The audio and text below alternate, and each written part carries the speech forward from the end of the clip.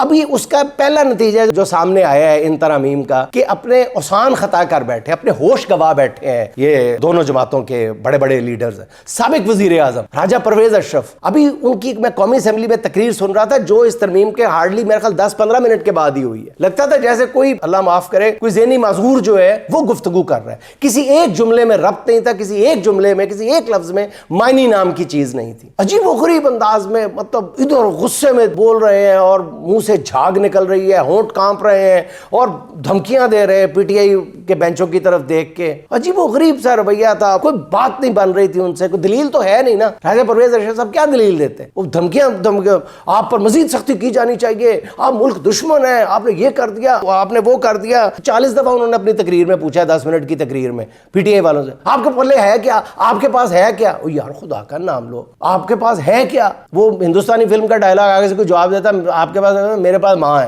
भाई आगे से जवाब देते थे पीटीआई वाला है कि हमारे पास जनाब 90% अवाम की हमारे पास, फिर आपके पल्ले क्या रह जाता? वही पूछते आपके पल्ले क्या है? एक छतरी, ताकत की एक छतरी, बस एक नस टस से फंस गई तो कुल की है। This is the basic question. आप उनसे पूछ रहे हैं पीटीआई वालों से, फिर आप अगर कुछ आपसे बात नहीं बन रही थी, आपको सख्ती करनी चाहिए, आप पर ये करना चाहिए, आपको डंडे मारने चाहिए, आपको ये करना चाहिए, वो करना चाहिए, हम फौज के साथ खड़े हैं। भाई आपसे किसी ने पूछा है?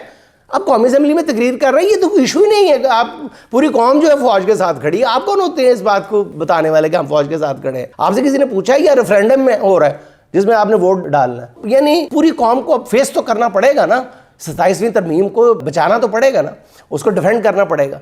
कोई दलील नहीं है इन लोगों के पास। वो पहला जो उसका नतीजा है वो कौमी असेंबली में मैंने देख लिया।